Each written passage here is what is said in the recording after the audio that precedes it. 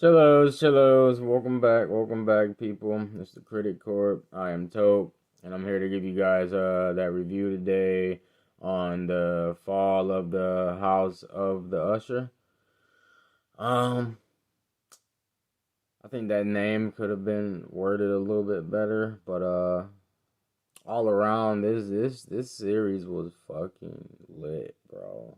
I loved it. I loved it.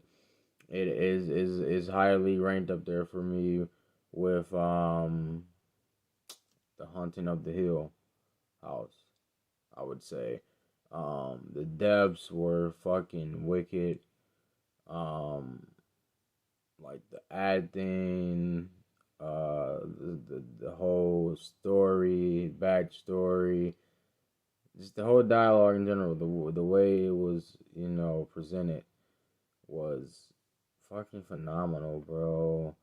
From start to end. Um, everyone did their job. Everyone did their job.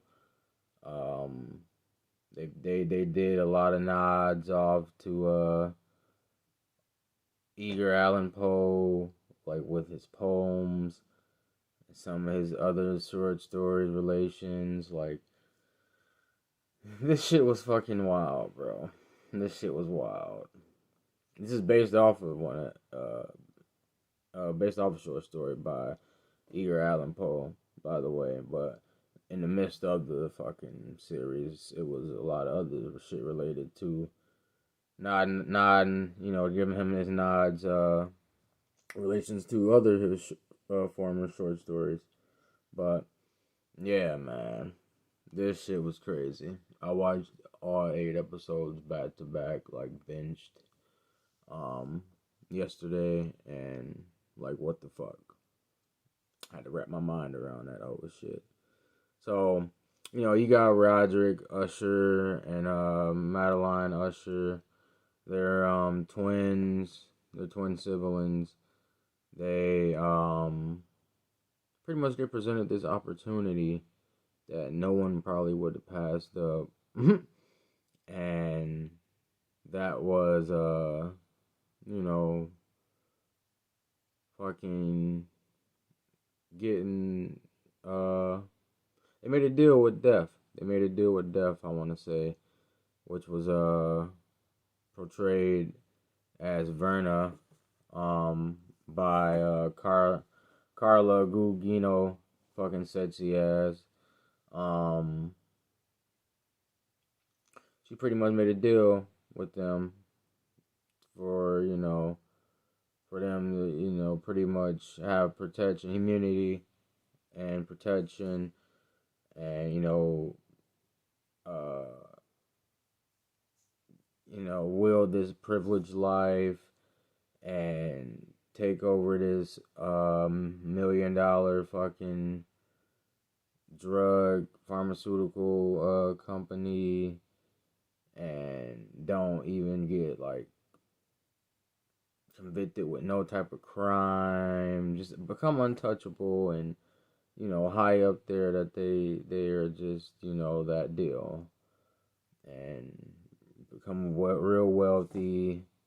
But the catch was their this was the catch. The bargain was, when they're on their way out, pretty much when they're about to, pull the switch and die,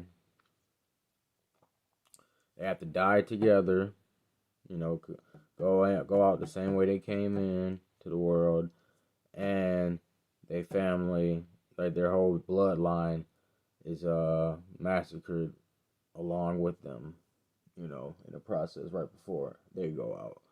They go out last, but their bloodline goes out first. And this boy Roderick was he was a hound dog. He fucked anything that fucking had 2 legs. So he had like damn near fucking like 12, 16 different kids and shit. There 5 different baby mamas and shit. It's like, nah, though. Yeah, he has 6. He has 6. But yeah, man. They all died in a crucial way, bro. Death fucking taunted they ass. This another like way to put this series was insanity. The meaning of it was really insanity. Like they they showed that shit to the T. They showed that shit to the T for sure. And you got, they're all the kids are fighting amongst themselves for, like a spot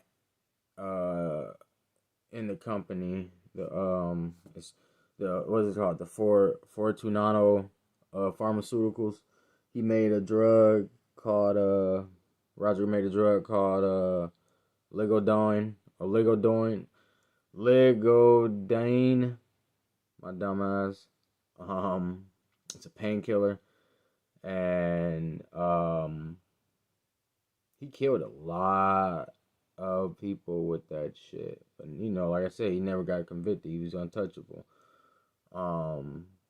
Given that too, he had this dog ass attorney, fucking called named Arthur Pym, which was a fucking man. Old boy played him. What's the name? Mark Hamill. Fucking he did a dog ass job too. He was an attorney slash fixer. Like he cleaned up their mess. He made sure no traces or nothing was like left behind, bro. Cops pulled up to the scene. He had his hands on all that. It was crazy. But so you got Frederick, which is his eldest son. Tamerlane, which is his eldest daughter. Victorine, his other eldest daughter, and then the other three are the youngest. Napoleon, Usher, fucking Camille, and then Prospero, or they called him Perry. He was like the real young. He was the baby of the family. They all died within like what? Not even a 2-week span. It was like 9 days. Frederick died they all died in November too. Frederick died the 18th, Tamerlane died the 17th, Victorine died the 15th, Napoleon died the 13th, Camille died the 11th, Perry died the fucking 9th. And like I said, their incidents were crucial, bro. Crucial. Fucking Perry died by like he pretty much he got burnt alive by some like toxic acid type of pour rain. Fucking Camille got fucking her face ripped off by a chimpanzee. Fucking Napoleon ended up going crazy. In his brain about fucking this cat and trying to kill it, and ends up going over this balcony and falling face flat down to from like yay high. Victorine was she was a surgeon, so she was fucking like success driven, because Roderick, like really pushed for her, because she was a surgeon for the company, and they were like working on this new drug, but they were testing it through animals, through chimpanzees, and they wanted, the next big thing, obviously, to be a human, and it was like something involving with the heart and like adrenaline and whatnot. But she was like real success driven about it. She really, that was like her passion. She ends up killing like her significant other along with herself, like just going crazy and trying to test. She tried to test the thing on her fucking significant other. Like it was crazy with her. Oh my god. Tamerlane, she died from like being sleep deprived, and just going psycho in her brain type of deal. Um, Fucking Frederick, oh dirty ass man, he died from fucking like having uh, developing a cocaine addiction, and then ends up fucking he laced his own self. Like he pretty much like he put this poison, this shit in this drug called nightshade, and he was using it on his fucking wife. She was like pretty much in a veg state.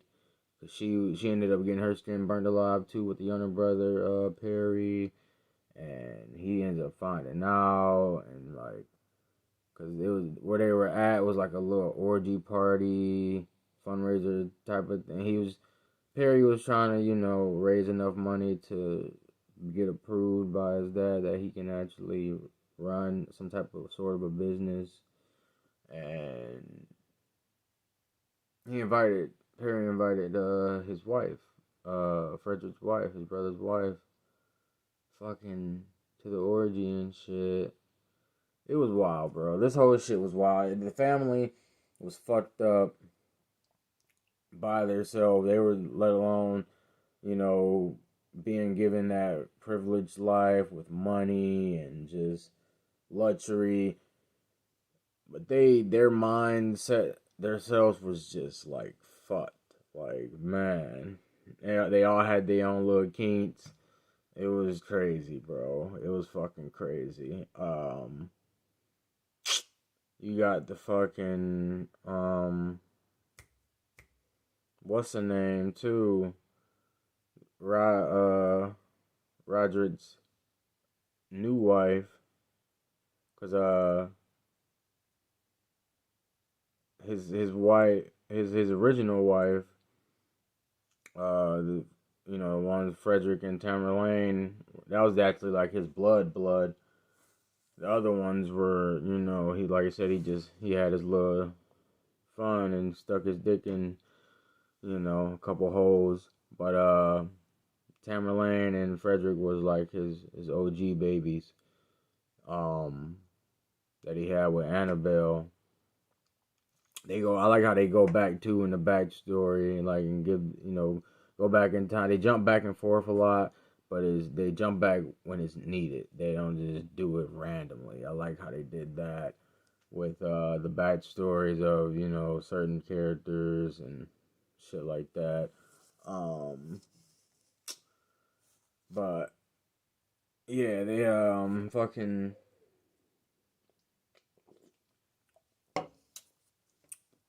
they showed this little junkie uh strung out little hooker uh, that Roderick ended up marrying and shit. But he like I said, he was just a dirty dog. He fucked her life up. He like that was like his test subject. He straight up told her as like, I'm Victor Frankenstein and you're the creation, bitch. Like, I made you type of deal. You're living proof of my success of a drug, and like, I can care less if you leave me at this point. Like, I didn't got my usage out of you. Cause she like this. Like all the people that took his drug. She's been off the highest dosage, and it's like just she's a living legend, pretty much, walking legend. Like, so this bit, and like she wanted to get off of it, at a certain point, because she was eating that shit for like breakfast, lunch, and dinner. And the doctor told her like, you'll have to be a very slow process, like 3 years. It'll probably take you to get off of this shit, and you know. Like I said, the drug itself ruined a lot of, he all the people. She was the only living proof, the only good success out of everybody else. This man killed millions over millions of people with this drug, but never got convicted because of that. You know, he made that deal with death. And August Dupin, he was a assistant U.S. attorney. He tried. He really tried to you know, get him put away, and you know, get the whole.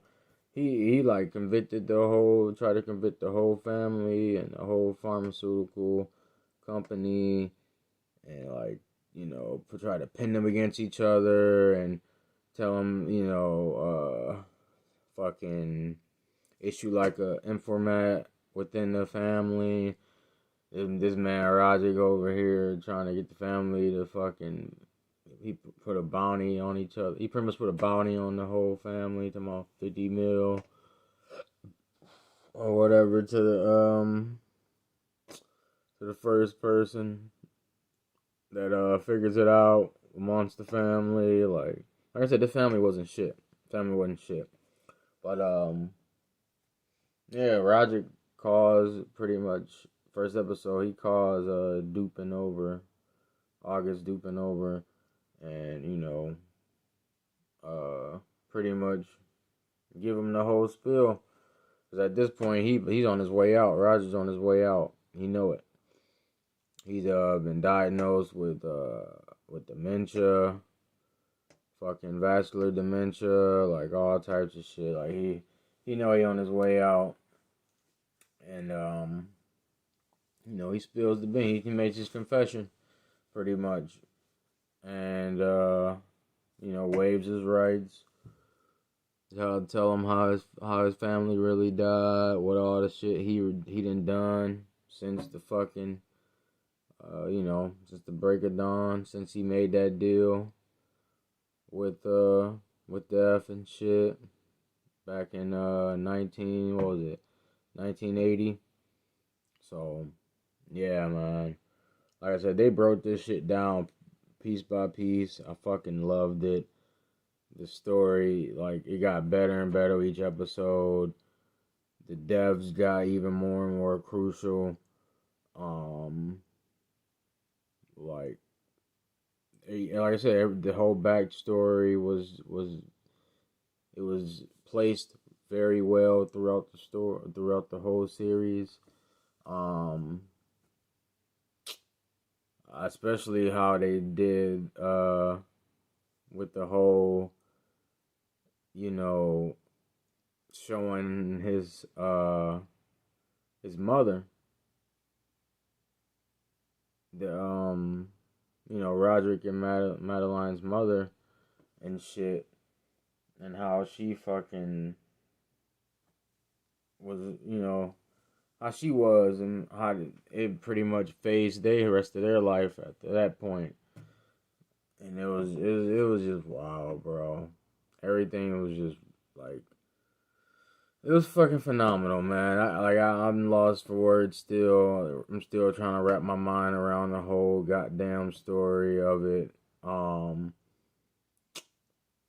The whole like board, the whole thing with the company, the pharmaceutical company, going to shit because every all the kids, you know, they're dying, and so the board, they're losing their, you know, they're losing their like power along with the board, and the board can vote against them, and he's just like, Roger's just like, fuck it, bro. At this point, like, I did everything I didn't you know, sought out to do.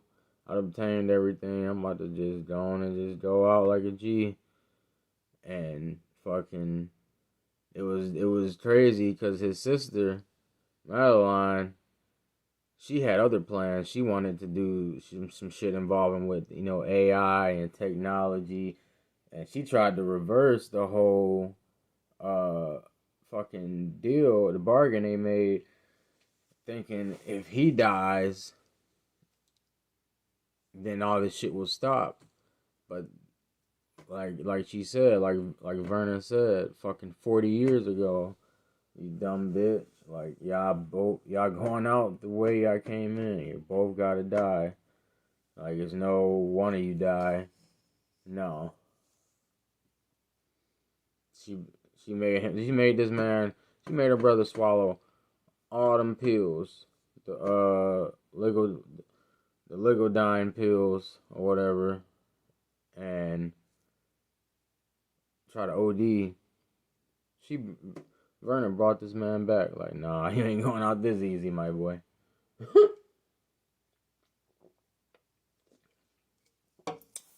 Then he tries to kill her and bury her.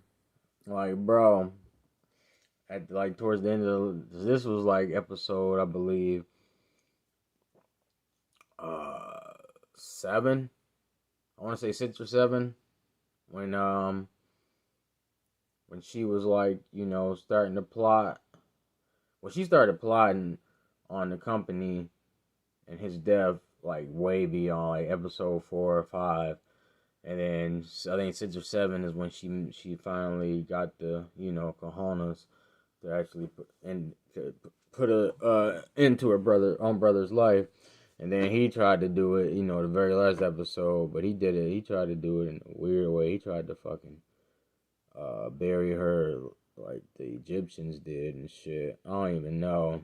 It was wild, bro. This is like I said. This whole shit was fucking. It was exquisite, bro.